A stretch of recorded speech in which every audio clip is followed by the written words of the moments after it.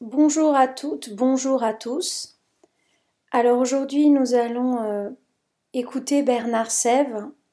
Bernard Sèvres est un philosophe qui a enseigné à l'université de Lille et en classe préparatoire aux grandes écoles. Et ici il va nous parler, nous commenter l'essai Les cannibales. Il va commenter la démarche de Montaigne dans la structure de l'essai et aussi la démarche qui consiste à renverser la perspective. Donc ici, Montaigne se livre à une réflexion sur ce qu'est la barbarie, justement. Ce mot qui veut dire quoi finalement? Barbare, c'était pour les Grecs les étrangers, ceux qui parlaient une langue barbare, comme ça justement. Donc là maintenant, Montaigne réfléchit par rapport à la connotation péjorative du mot. Alors Bernard Sèvres a écrit un livre exceptionnel qui est sur Cairns. On peut y accéder par son institution gratuitement. Il s'appelle Montaigne, des règles pour l'esprit. Le titre est emprunté à Descartes, en sachant que c'est généralement Descartes qui emprunte sans le dire des passages entiers à Montaigne, donc petit clin d'œil.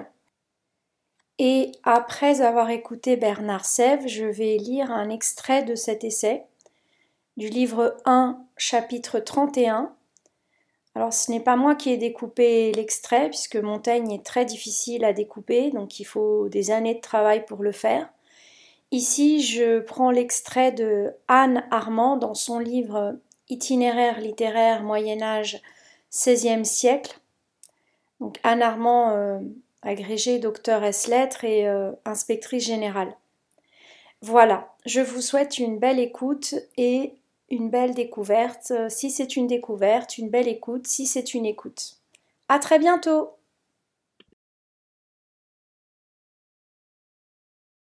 Alors Montaigne a une réaction en plusieurs temps. Dans un premier temps, il dit « c'est horrible ». J'insiste pas. Dans un deuxième temps, je lis un petit extrait, il va dire « c'est horrible, mais quoi ?» Je lis un peu lentement parce que le français de Montaigne n'est pas toujours facile. « Je ne suis pas mari, c'est-à-dire je ne suis pas fâché, que nous remarquions l'horreur barbaresque qu'il y a en une telle action, le cannibalisme, mais oui bien de quoi, jugeons à point, jugeant correctement de leur faute, nous soyons si aveuglés aux nôtres.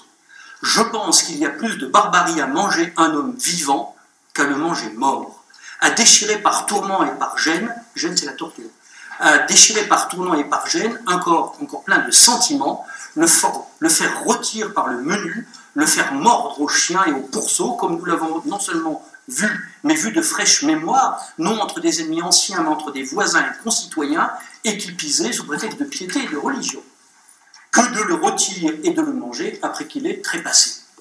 Ce que Montaigne met en regard, c'est la pratique du cannibalisme chez les Amazoniens qui mangent leurs ennemis une fois qu'ils sont morts, et la pratique européenne de la torture exercée sur les ennemis religieux pendant les guerres de religion. Il s'est passé des choses absolument épouvantables. Et Montaigne nous dit, sans doute leur pratique est barbare, mais les nôtres le sont encore davantage. D'où un troisième temps, toujours dans le même chapitre, chacun appelle barbarie ce qui n'est pas de son usage. Bon. Et quatrième moment, un tout petit peu plus loin dans le même chapitre, Montaigne écrit « Nous les pouvons donc bien appeler barbares, eu égard aux règles de la raison, mais non pas eu égard à nous, qui les surpassons en toutes sortes de barbarie. » C'est-à-dire que, oui, c'est barbare de manger de la chair humaine, mais nous, Européens de 1580, n'avons rien à dire, puisque nous faisons bien pire. Nous sommes plus barbares qu'eux, et par conséquent, nos critiques tombent à côté. Alors, il y a beaucoup d'autres exemples, je m'en tiens à celui-là pour que vous voyez la position de Montaigne par rapport à cette étrangeté qu'il essaye de comprendre.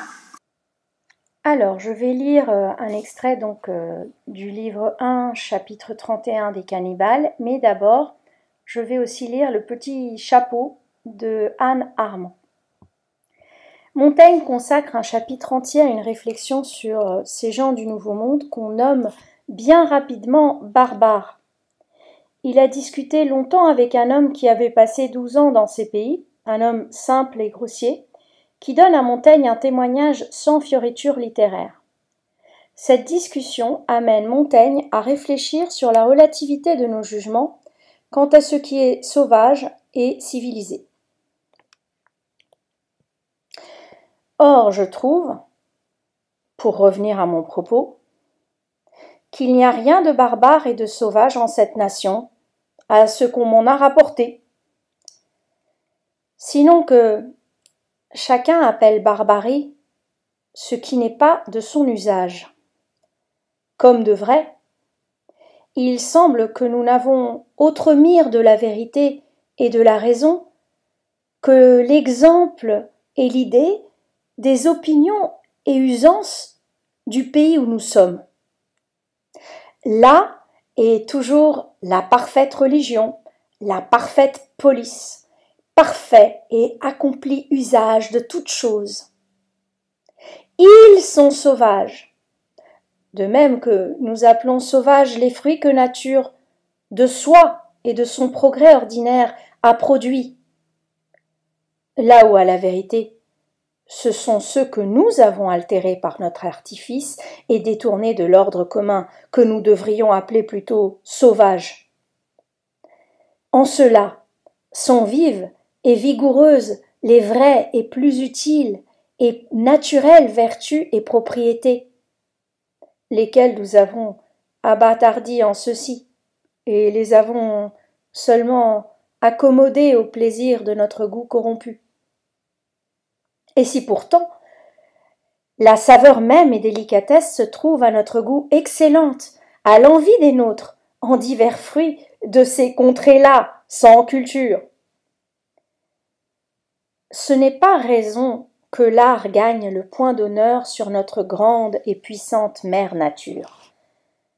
Nous avons tant rechargé la beauté et richesse de ces ouvrages par nos inventions que nous l'avons du tout étouffée. Si est-ce que partout où sa pureté reluit, elle fait merveilleuse honte à nos vaines et frivoles entreprises. Citation de Properce. Le lierre vient mieux quand il vient de lui-même.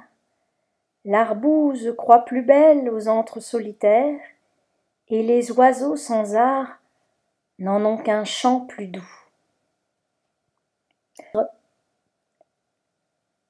Tous nos efforts ne peuvent seulement arriver à représenter le nid du moindre oiselet. Sa contexture, sa beauté et l'utilité de son usage.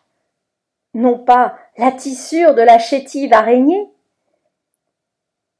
Toutes choses, dit Platon, sont produites par la nature ou par la fortune ou par l'art. Les plus grandes et les plus belles par l'une ou l'autre des deux premières. Les moindres et imparfaites par la dernière. Voilà, c'est la fin de l'extrait. Donc on voit que Montaigne a commencé par réfléchir aux sauvages, entre guillemets, du Nouveau Monde, qu'il s'est interrogé sur ce que c'était que la sauvagerie. Est-ce que l'artifice ne serait pas une autre forme de sauvagerie et l'altération de la nature? Et il termine en s'extasiant sur les chefs-d'œuvre des oiseaux qui font des nids et qui en plus sont extrêmement utiles. Donc ce n'est pas seulement un chef-d'œuvre architectural, c'est également quelque chose de très utile. Et pareil pour les toiles d'araignée. Alors si on s'intéresse à Montaigne et la nature, et plus particulièrement Montaigne et les animaux, on peut lire avec profit le livre de Thierry Gontier qui est paru cette année en janvier 2023 aux Belles Lettres et qui s'appelle L'égoïsme vertueux. Alors on peut consulter un extrait sur le blog des Belles Lettres en tapant Égoïsme vertueux Thierry Gontier. Donc dans ce livre, il consacre des passages très beaux aux animaux, c'est sa spécialité de recherche d'ailleurs, et des passages très beaux aussi à l'autre, où il explique que pour Montaigne, l'autre sert à se connaître soi-même. C'est une démarche comparative. En regardant l'autre, on se comprend mieux et on se connaît mieux. Voilà. Eh bien, je vous remercie.